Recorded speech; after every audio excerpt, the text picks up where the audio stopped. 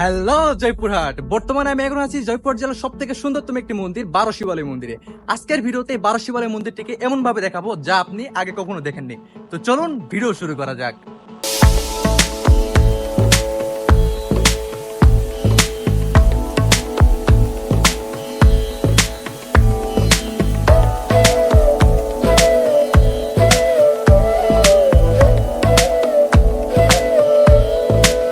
আজকের ভিডিওতে বারোশিবালয় মন্দিরটি দেখবো এবং আপনাদেরকে দেখাবো। তো চলুন ভিডিও শুরু করা যাক। Hello guys, it's me Saikat and welcome to my blog Baroshibalay মন্দির।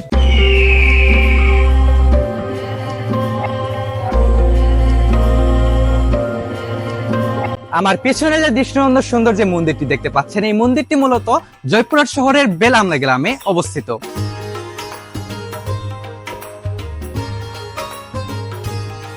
এই বারোশিবালয় মন্দিরের আসলে নামটা কি কারণে করা হয়েছিল সেটা একটু আমি আপনাদেরকে বলি। সেটা হচ্ছে যে বারোশিবালয় মন্দিরে আপনার হচ্ছে 12টি শিবের লিঙ্গ রয়েছে, ঠিক আছে। সো দ্যাটস ওয়াই এই মন্দিরটার নামকরণ করা হয়েছিল বারোশিবালয় মন্দির।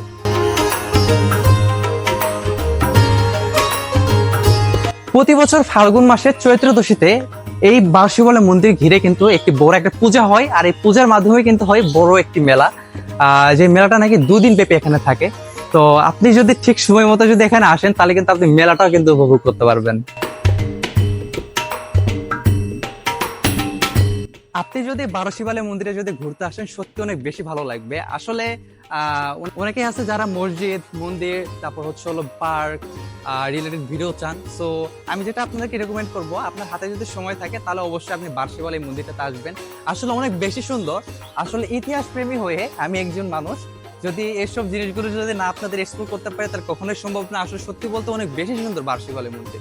আসলে 12টি গম্বুজ রয়েছে এখানে, 12টি শিবের লিঙ্গ রয়েছে, অনেক বেশি সুন্দর লাগে এই মন্দিরটি আসলে দেখলে।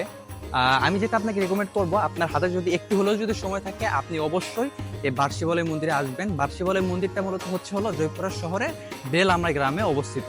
সো আপনি কিন্তু অবশ্যই আসবেন এখানে।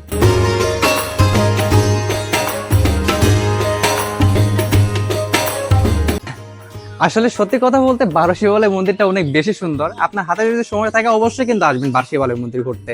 আর এই বারোশিবালয় মন্দিরে আপনি কিভাবে আসবেন সেটা একটু আমি আপনাকে বলি।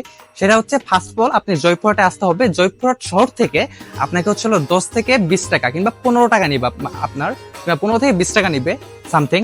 এন্ড ওইটা ভাড়াটা দিয়ে আপনি ডিরেক্ট বারোশিবালয় মন্দিরে আসবেন।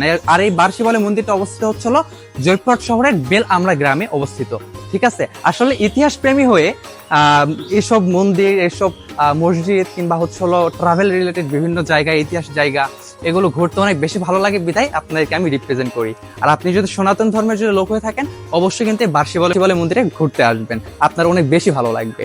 তো যাই হোক, আজকের মতো বিদায় নিচ্ছি প্রিয়। দেখা হবে পরবর্তী কোনো ভিডিওতে। সবাই ভালো থাকবেন, সুস্থ থাকবেন। আল্লাহ হাফেজ।